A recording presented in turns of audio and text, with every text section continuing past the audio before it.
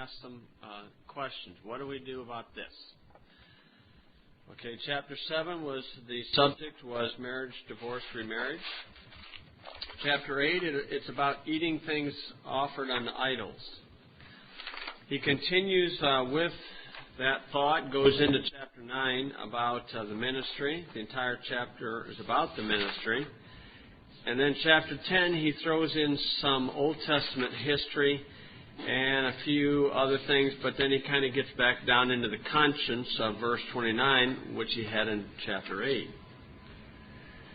11, he throws more stuff in there, kind of like a PS on that. And then 12, he gets to the third subject. 12 at the word now, the third subject that they asked the question about. Okay, chapter 8, verse 1, it says, "Now as concerning things offered unto idols, we know that we have all knowledge. Knowledge puffeth up, but charity edifieth." Now, in the Oriental culture, you don't see this. It's a rare thing to see in America, as far as statues in people's houses. Obviously, a lot of Catholics have them. But in Vietnam and in many of the Oriental customs or cultures, you go in everybody's house, and they'll have a little, like a dresser or chest in the living room, if you call it a living room, the first room. And it has, if they're in the ancestral worship, they'll have a picture of their grandparents or whatnot. And then all of them would have the earth god sitting there. Earth god's like the big fat little Buddha. Okay, and the earth god, they'll have a plate in front of it with food on it. And that's offered to the earth god. Of course, he don't eat it. It looks like he's been eating it, but he doesn't. And then eventually, I guess, after a few days, they take it down, and I don't know if they eat it or what they do with it. Okay, the idea here is, okay, if you go into somebody's house and they give you that food off that plate, can you eat it? That's what the chapter's about. Now, knowing our liberty, chow down. You know? But now you got to consider the person who's giving it to you. Okay, and that's what he's talking about, as touching things offered on idols. Okay, idolatry. When we were in Vietnam, when we went to the one pagoda, Brother Mike Roberts had taught the Vietnam pastor, Pastor Way. He taught him several English words, and one of them was stupid. And he'd walk around that pagoda and see all these Vietnamese people worshiping this, and then they'd have the thing beating, making a noise. And he'd just walk around and say, "Stupid!" Like that about all these people. Okay, but the earth god, it was the first time I've ever seen those things. Never been in an Oriental culture. In Israel, you didn't see it much. Okay, now as touching things offered on idols, we know that we have all knowledge. Knowledge puffeth up, but charity edifieth. Truth there. Knowledge puffeth up. 2 Timothy 3:7 mentions somebody who is ever learning and never able to come to the knowledge of the truth. That would be a great neon sign to put across any state college. Ever learning, never able to come to the knowledge of truth. In the Old Testament, Isaiah 47, this person trusts in their knowledge. Now it's a shame, but that if you give some people a little bit of knowledge, they have enough knowledge to be dangerous, to hurt themselves. Sophomore, isn't that defined as a wise fool? I thought I heard that definition before. Anybody know that? Pardon me? I think that's right. I think it is right, sophomore. I think it means wise fool. Okay. Jeff says that. Okay, Isaiah 47, verse 10. "For thou hast trusted in thy wickedness, thou hast said, None seeth me. Thy wisdom and thy knowledge, it hath perverted thee. And thou hast said in thine heart, I am, and none else beside me. So you're going to see that in schools of so-called higher learning, I think higher learning means they're more on dope, but the schools of higher learning, they're going to think that they're gods. So knowledge puffeth up. That's the fleshly aspect of it. But charity edifieth. Okay, why should we try to learn something? Because we're ignorant. Okay, and so we need to learn. We need to study. We need to improve our knowledge. There's a constant growth process in our mind. And you need to try to get as much as you can. Now the thing is how much are we going to study and then realize it was a waste? So that's where prayer comes in. God help me to understand this. God help me. Should I read this or should I pitch it? Knowledge puffeth up, but charity edifieth. Just a great general truth. You know, a teenager, 18, 19, done got gadgemated from school and all that stuff, think they know everything. I mean, when they graduate from school, you know, get a diploma, and all that stuff, they think they're smart. We've all been there. You know, we've all been there. It's like one time a boy turned 18, graduated, and his dad said, son, now remember this time in your life, this is the time where you're going to know everything that you need to know about life. And a few years later, you're going to realize how much we don't know. I believe part of the so-called mellowing out process, you know, we've all heard that. I believe what that is it's the increase of one's knowledge, and the more knowledge you get, the more knowledge you know that's out there, more unknown, so you get to be unsure of yourself. Should I do this? Should I do that? I've been fooled before. People said this has worked time and time again, but it sure didn't for me. So knowledge puffs up, but charity edifieth. Now that's part of the growth process, okay? When somebody increases their Bible knowledge and they are excited and thrilled about that, they're going to give the knowledge out. They're going to hear people say, well, you're just pretty arrogant about what you believe. And the reason why they say that is because they're pretty lazy about not studying. Arrogant or bold? When you're bold for Jesus Christ, the world or lazy people interpret that as arrogance. Anything get right about everything. Everybody thinks they're right about everything. Everybody thinks that. When somebody says that to you, just ask them, oh, and you don't? Tell me where you're wrong. See? Everybody thinks that. Why shouldn't we think that? With what knowledge that we have. Okay, so knowledge puffeth up. Now, when we see a Christian growing in the Lord and they're thrilled about what they're learning and they're just out spouting it, great. Great. Don't discourage them about those things. Now, you do pray that they learn to use it wisely and for the purpose of true charity. In that, knowledge is meant to help others, not to impress them with your vast wisdom or show them how holy you are. Well, I know this. Why don't you know that? Well, it's because I stuck my head in the sand for years. So what? I thank God for the blessings for the information that you're getting.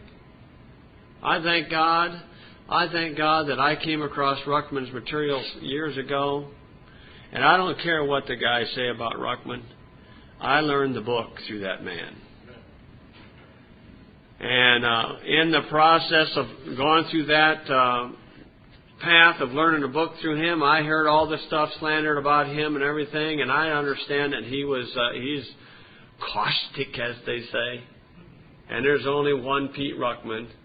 and I'm not trying to be like him, and I'm not trying to be not like him, I believe you ought to just be yourself. You don't purposely try not to be like somebody, but you don't purposely try to be like them. Just relax and go on with what God's given you. Charity edifieth. What is our purpose of learning? What is our motive? To impress people? To win souls for Christ? To know more about God? See, what's our motive of studying? Now, some men will study and study and study the Greek and Hebrew. Why? So that they can find an alibi for their sin. That's why they study. Proverbs 18 verse 2, the man separates himself, and it says, intermeddles with all wisdom, that his heart may discover itself. What's his purpose? What is the monk's purpose of long hours, of lonely hours of studying? To show how holy he is. Self-righteousness. It's going to land him right in hell. Our motive of our study is because I don't know anything. I need to learn more. Knowledge puffeth up, but charity edifieth. And if any man think that he knoweth anything, he know nothing, yet as he ought to know. Now, does that mean that I don't know that I'm going to heaven when I die? Obviously, it's not talking about something like that, because we can know we're going to heaven when we die. The idea here is usually piously said by graduates of state colleges, where I have learned that none of us are certain about anything. You know, I could have told them that from the start, saved them all them thousands of dollars. Okay, now, but if you look at it like this, I wish I'd have brought the little board out. Okay, but if this circle here represents one sphere of knowledge, okay, we'll make that a teenager. Okay, so that's their sphere of knowledge. Anything around, outside of, we'll make it smaller, so we'll make it a 12-year-old. Okay, anything on the border of this knowledge is the unknown. Okay, now this circle represents the knowledge of somebody in their 50s and 60s. Now the circumference of their knowledge borders more unknown. Now which one in their mindset thinks they know more? Well, it's the young one, because they have less contact with unknown. But the one that's knowledge here, their circumference, they see all more of this unknown. They say, man, I don't really know much of anything, do I? Even though they got their subject mastered, they may have a subject mastered, but they find other areas of study. I believe as a Christian we can focus, if we can, on three basic areas. And these are what I have basically focused my life on. Number one, obviously the Scriptures. Number two, health principles. And number three, the law. I'd say that's a good basic three to study, because you can be writing your Bible, but your body's all messed up. So let's get the body in order. And you can be right on both those and throw it in jail and don't know how to get out of the mess. So we want to know that too. Now those are three areas that you're going to have constant study in, those three areas. Now in the Bible we could have a sub-area of the family. Studying more about how to have good relationships in the home and things like that. Okay, but the idea in verse 2, if any man think that he knoweth anything, he knoweth nothing yet as he ought to know. I asked a lady one time in, not Gifford, but over by Bailey Corner area. If you know anything about Bailey Corner area, you can see why she would say this. Bailey Corner's got church there, Bailey Baptist Church. They got spittoons in church and all that stuff, and it's a unique church. And so I asked this lady if she knew for sure she's going to heaven, and she said, well, if any man think that he knoweth anything, he knoweth nothing yet as he ought to know. And I said, what did you say? And she quoted that verse. And then she quoted, well, where the tree falleth, there it will lie. I said, whoa, that was enlightening. You'll find that in Ecclesiastes chapter 11. And what's that got to do with anything? Nothing about her salvation. And she's sitting there puffing on a ciggy and all this stuff, and then we got talking about a little bit of Bible, and I said, how about that verse in Job 41 where Leviathan's got smoke coming out of his nostrils? I said, isn't that an interesting one to read? Where's that one? I said, Job 41. Okay, but the idea of verse 2 is, I believe that if you're certain about it, and it's interesting in law, you got when you make a statement, we use the phrase of my own certain knowledge. My own certain knowledge. Where did that come from? You'll find that in Luke chapter 1 at the beginning, when Luke took upon himself, under the inspiration of God, to write a chronological order of the earth life story of Jesus Christ and the apostles, when he started with Luke and worked it all the way through the book of Acts. And he said in Luke chapter 1, verse 3, it seemeth good to me also, having had perfect understanding of all things from the very first, to write unto thee in order most excellent, Theophilus, that thou mightest know the certainty of those things wherein thou hast been instructed. There's that certain knowledge. Now, we can be certain about some things, and then there's some things I believe you ought to be honest. I've had a few people say to me, a couple people say to me, that one thing that they liked about me is that when they asked a Bible question, I didn't know the answer, I just told them. What's the shame in saying, I don't know? There's no shame in that. Some people are just afraid to say, I don't know. Why try to hoodwink people? Just be honest. And if they really need to find the answer out, well, give me a week and see if God can give me the answer. Or you the answer. And then we both can rejoice because we learned something. Okay, verse 2, verse 3. But if any man love God, the same is known of him. Implying that the person who loves God doesn't have to go around and tell people he loves God. Why? Because his life should prove it. Now, what is one of the best ways we demonstrate our love for God? John 14:15, Jesus said, if you love me, keep my commandments. When a man says he loves God and he attacks the book, I doubt his love. Jesus said to Simon Peter, he says, Pete, do you love me? And he says, thou knowest I love you. 3 times, and 3 times the Lord said, okay, feed my sheep. The best way a pastor can demonstrate his love for God is to feed the sheep. Just feed, not fleece them, feed them. Just keep them good old spiritually healthy and fed. Okay, but if any man love God, the same is known of him. It's the greatest commandment. As concerning, therefore, the eating of those things that are offered in sacrifice unto idols. Okay, now he's back in the subject. We know that an idol is nothing. An idol is nothing in the world, and that there is none other God but one. Okay, we know an idol is nothing. But people that like them idols sure don't believe that. Now, if you get talking to a Catholic, they'll tell you these idols and images, we don't worship them. They are just aids of worship. But if you take Mary's idol, tie a rope around her neck, tie her to the bumper of your car, and drag her through town, you will soon find out that they don't like that.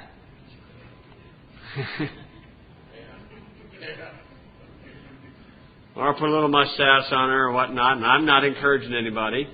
But I'm just telling you that you'll find these people worship these idols.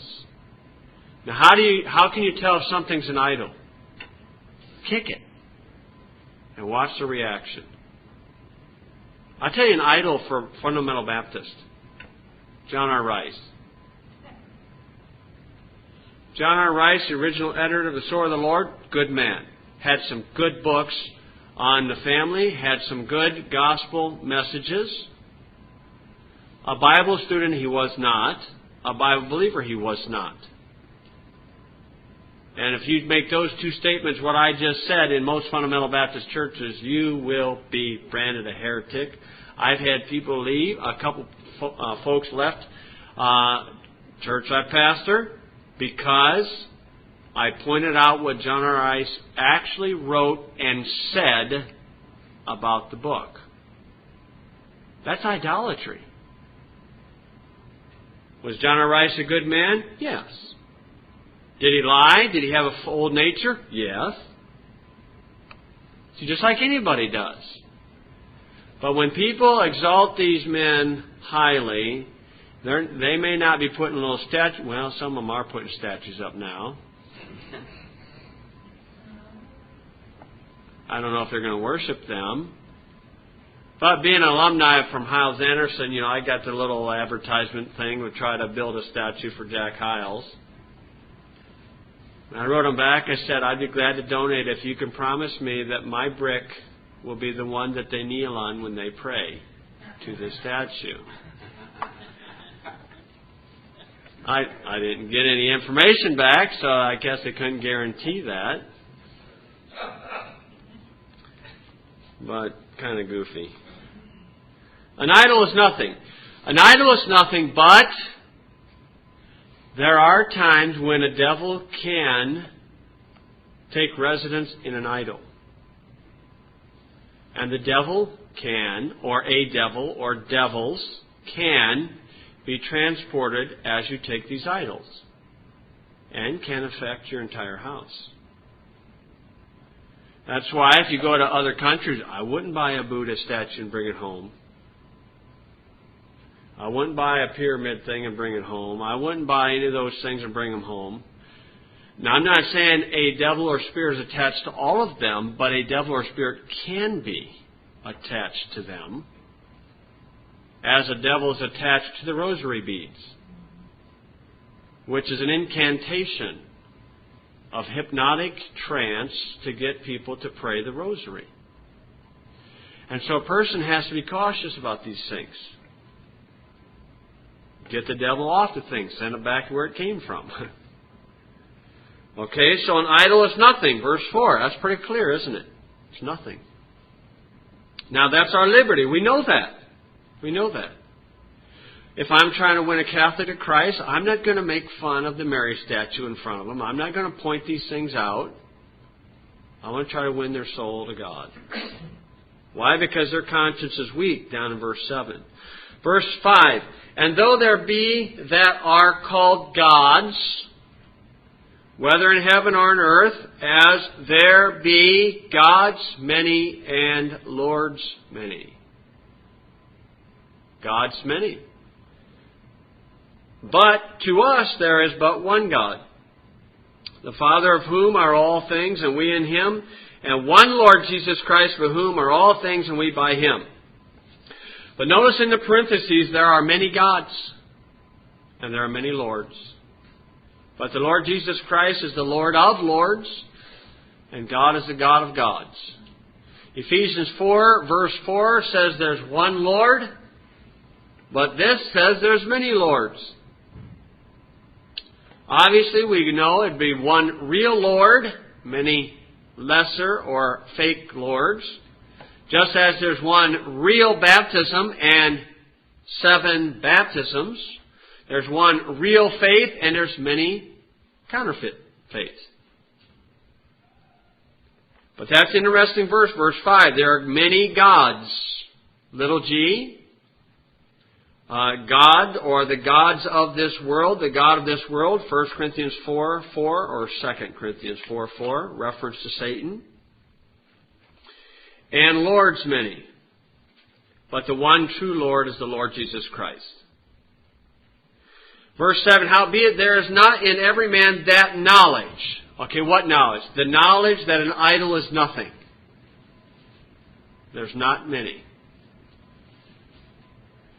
For some with conscience of the idol unto this hour eat it as a thing offered unto an idol, and their conscience being weak is defiled. But meat commendeth us not to God, for neither if we eat are we the better, neither if we eat not are we the worse. But take heed lest by any means this liberty of yours become a stumbling block to them that are weak. Now there's a good practice. There is wisdom there. Okay? You pray for discernment, you pray for discretion, and you pray that when you are rubbing shoulders trying to influence somebody, you try to discern what their knowledge level is, what their background is, and you try not to offend them by your conduct. Okay? If I'm going to, Paul would write it, unto the Jews, I'm a Jew. Okay, we can find common ground with a person without compromise. We don't have to compromise. Jesus never compromised to win a soul. So we have liberties in Christ, but yet we don't want to allow these liberties to cause a stumbling block to somebody else. Now, these are basically dealing with our conduct, our personal conduct. Preaching is one thing. Okay, preaching a public declaration of the truth, you're going to offend. Okay, but yet in your personal conduct, for example, in the constitutional jury, I understand that we have some folks coming in from Iowa that are staunch Catholics. Good people, but staunch Catholics. So are we going to go around and, make fun of the Catholics in front of them? Hope not. We want to try to win them to Christ. So we don't want to allow our liberties to be a stumbling block to somebody. Okay, if I knew that, I know everybody here tonight, but if there was a visitor here and I had a hunch that maybe they were a graduate from Hyles-Anderson, I would not have said what I just said about Jack Hyles. Probably not even about John R. Rice. If I know where they're coming from. Why? Because we have more in agreement. I've got more in agreement with Hyles-Anderson there, and I have learned many good things from Hyles-Anderson. And I appreciate what I was taught. Now, there's some things I don't agree with, but I agree with them more than any Catholics. I agree with them more than the Charismatics. And I can have the grace to be around them, to try to learn some Bible around them. Why? Because they win souls. They love the book. They love the Lord. At least they profess to do. And so we have more in common than we don't. We can hit it a good 90% of the time. Now, I can't speak for them. I know some of them have branded me a heretic. Well, I don't care. It's nothing to me. But I can learn from them. So how can we apply this? Okay, our liberties, we ought to try not to allow our liberties to be a stumbling block. What liberties? Well, in this church, when a lot of folks study the law, we discover that we have liberties and we have liberty expectations that some people don't realize. If I got somebody riding with me in the car and they are a stickler on the speed limit, what do? Well, I'll try to go the speed limit, try to stay awake. Why? Because I don't want to be offense to them. Now, if they're being pious about it, then I may floor it, depending on the attitude. Depends if I'm driving or traveling. And there is a difference. Now, when I go around and deal with police officers or people in the courthouses, I know what a lot of those people think. and I know the judge don't like me, but I want to try to win them to God. I don't want them to have the excuse that I'm rude and obnoxious. I'm polite when I walk in there. I say please, I say thank you. I smile, I say have a good day. And so far in the clerk's office, I've not had any problems. Now, I haven't had a problem with the judge, but I think any of us are going to have a problem with judges. So I don't want my conduct to be a detriment to them. Now, that doesn't mean I'm not going to be a bit belligerent about my rights. Now, there are some of my preacher friends, I don't have too many, but there are some of my preacher friends that I will not talk the law with them. And they're Bible believers. I just won't talk to them about it. Because it scares them. I understand that because it scares me. It scared me when I first started getting into this stuff. In fact, I tried to talk myself out of it. So I purposely don't bring it up. When I was with Ron Wyatt, I did not one time tell him that he don't have to worry about not going to the tribulation, even though he thought he was going to. I didn't bring it up. Why? I didn't feel led to, and I figured he'd have a nice surprise anyway. And when he's 70 years old and he's out in the teaching mode, you're going to find very few teachers who are willing students. That's a rare commodity. Apollos in Acts chapter 18 is a rare bird. Somebody who comes in, gives the knowledge he has, and somebody, a layman in the church. I can't believe it. Aquila and Priscilla, a layman with no education, sat Apollos down and started telling him about the progressive revelation of God and gave him greater knowledge than he had before, and Apollos was willing to receive it. That's a rare bird. That's a blessing. People like that. So now, what do we do when we have our liberties? Do we have to go around and be jumpy about everything? No, but if the Lord points something out, and you consider it, then consider what the Lord's got to say. Our liberties, carrying a gun. Am I against carrying a gun? No, not at all. But what if somebody came along to you and that really did bother them? New Christian?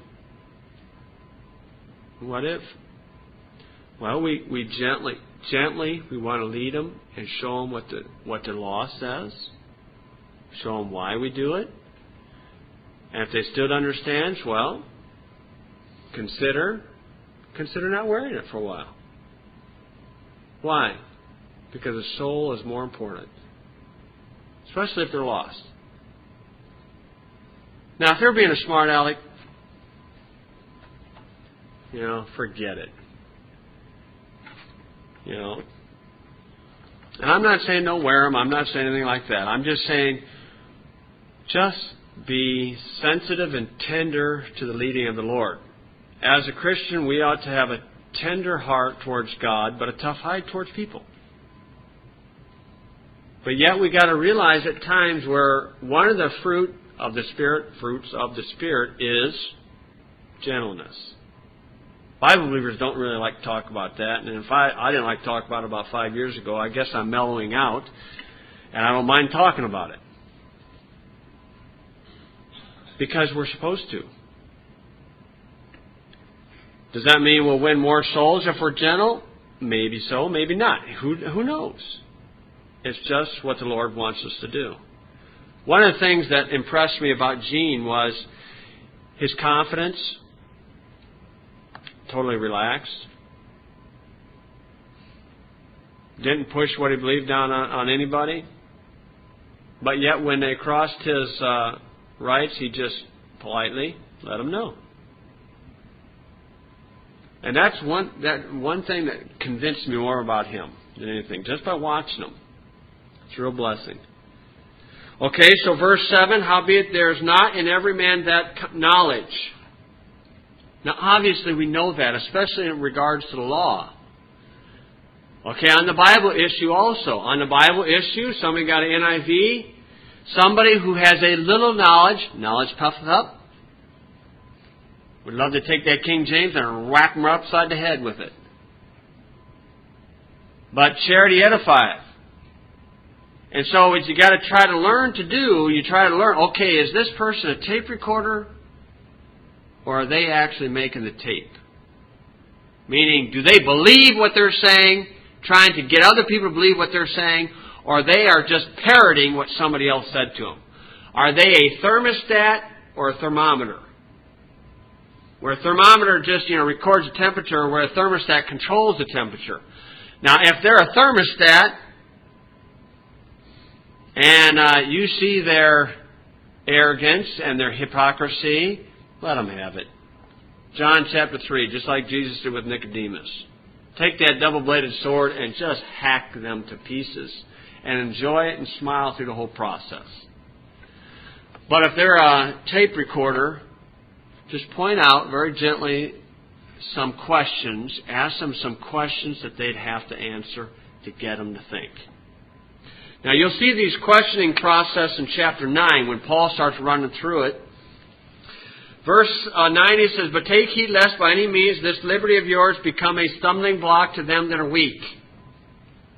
For if any man see thee, which hast knowledge, sit at meat in the idol's temple, shall not the conscience of him which is weak be emboldened to eat things which are offered to idols? And through thy knowledge shall the weak brother perish, for whom Christ died?" Now, verse 10, people, it's amazing to me, but people will justify their wickedness because they saw another Christian do something wrong. And all that is a rotten method of justification.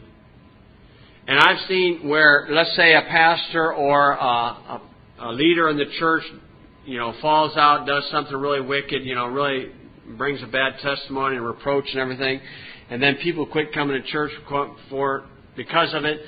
Maybe that church is fine, but they just quit going anywhere. Where a Christian failed, but Jesus Christ never failed. And the thing is, we don't quit on God just because a Christian failed.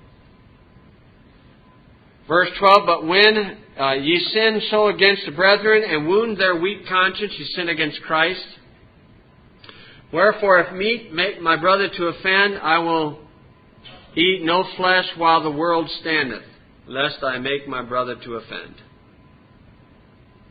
Okay, take a Catholic out to eat on a Friday, he orders fish, order fish. It's about like the one Catholic went out to eat on a Friday and asked if they had whale. No, didn't have whale. Do you have octopus? No, I didn't have octopus. Oh, at least I tried getting some seafood, so I'm going to have me a steak. All that stuff. Okay, now chapter 9, Paul is going to lead these questions into the ministry. And you'll notice that he just asks question after question after question. And all these questions are designed to get a person to his knowledge. Instead of making the statement, this statement, this statement, this statement, why not ask them questions that lead to that statement? Of course, that's what you try to learn to do in court. You try not to make a statement. You just simply try to continue to ask questions.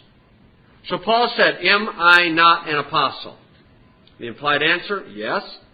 "Am I not free?" The implied answer, yes.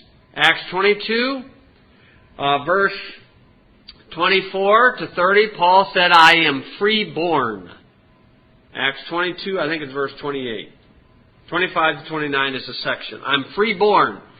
That means he was a Roman citizen. He didn't pay taxes. Okay, am I not free? Have I not seen Jesus Christ our Lord? Yes.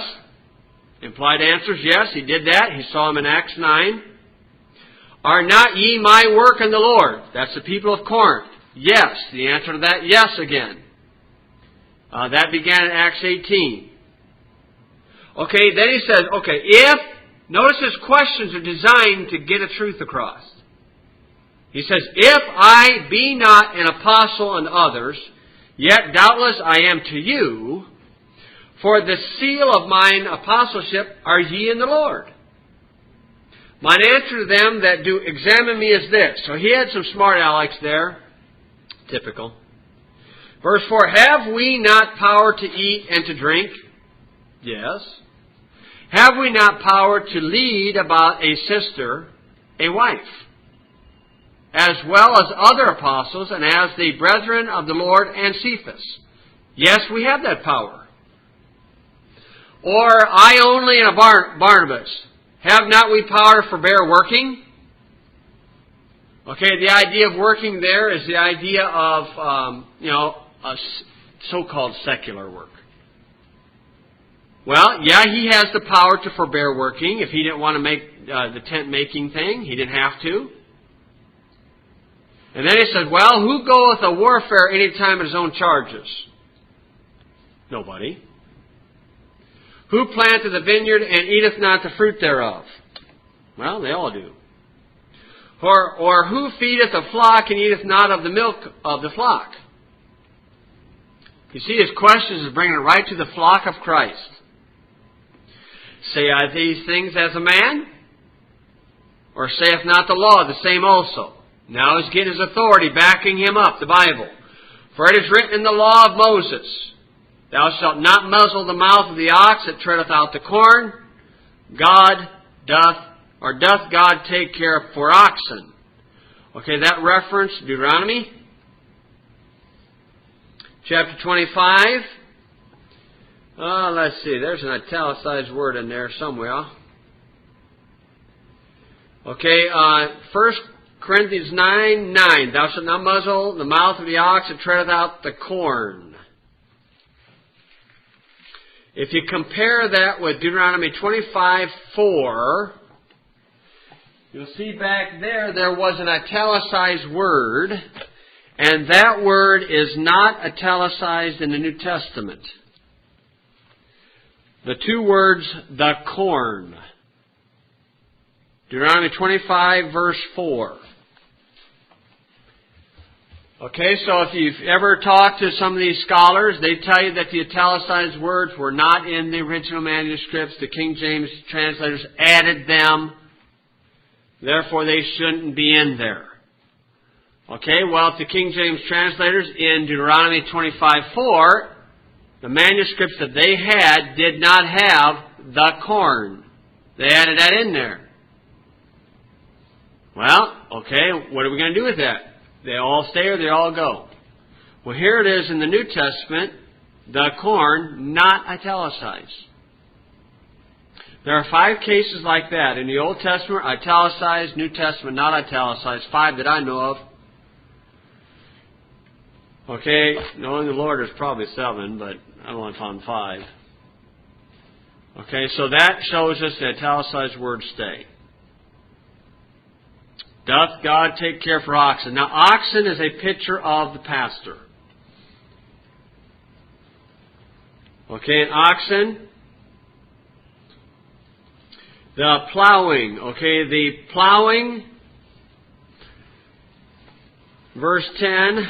Okay, verse 10. Or saith he altogether for our sakes, no doubt, this is written, that he that ploweth should plow in hope, and that he that thresheth in hope should be partaker of this hope.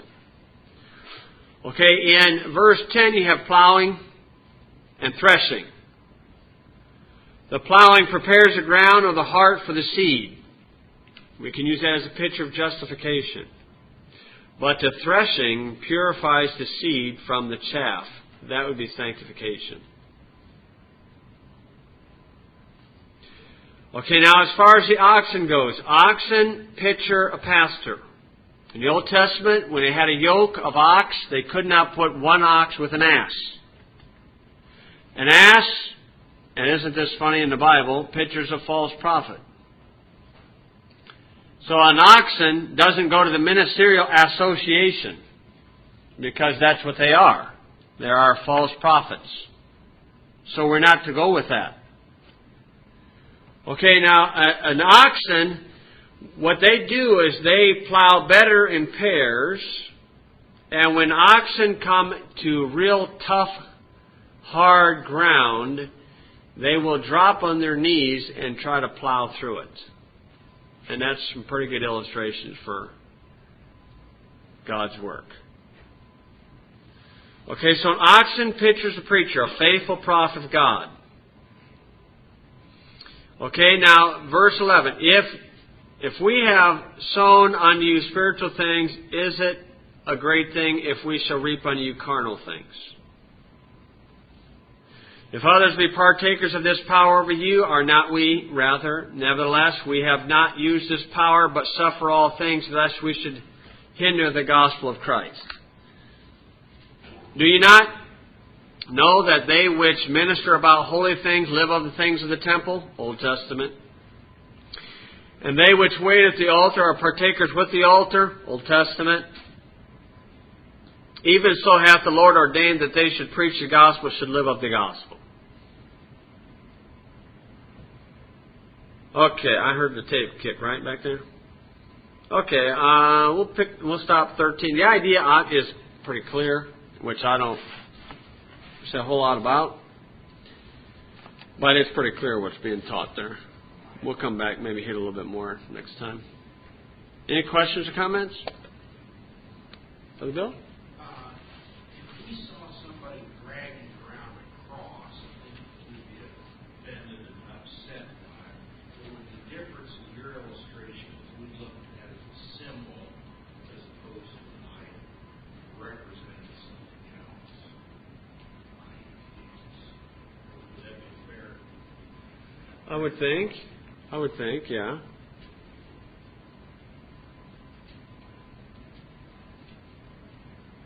I'm not quite sure where you're heading with it, though. Well, I'm not. I'm looking at a Catholic would be offended by Mary. The same thing happening with Mary. Oh, You're saying I see. Mary is an idol.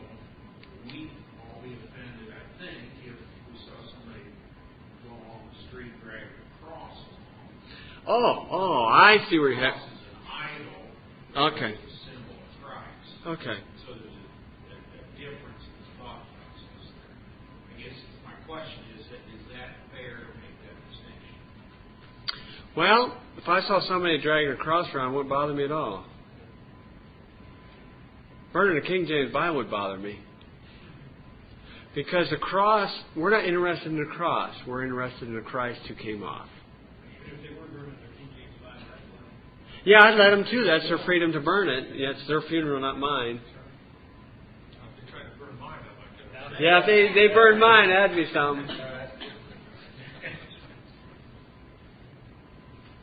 It would be a symbol, but me personally, it wouldn't bother me at all. For a lot of Christians, that's the true statement. Yes, I think you're right. They wear the cross around their neck. And Right. the cross has become an idol for a lot of Christians, I believe. I agree. And I think there's a difference here, like the perverted art that they claim, with using Christ in perverted art. The fact that they do it, oh well. The fact that they're using our money, no. Right. Using cash for that's a whole different story too. I can fight that. Like the one where they put a cross in a jar of urine and called that art. And they got paid thousands of dollars from the NEA. Yeah. Going to become an artist now? Yeah, isn't that amazing? They get, for something that perverted. Yeah. Now, the difference between a cross on a wall and a crucifix, I think, are two separate things. A crucifix, to me, would be an idol that attracts devils. A cross, all by itself, people just picture it as a symbol. But if Christ was killed in an electric chair, wouldn't it be kind of funny if they put electric chairs all around the place?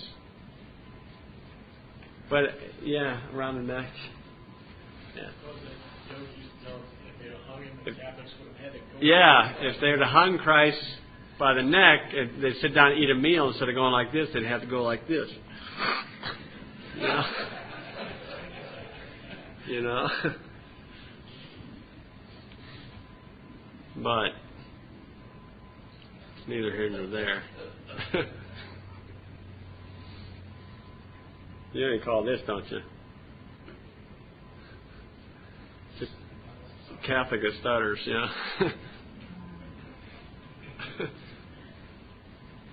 Oh, well, okay, that's some of that, enough of that nonsense, huh?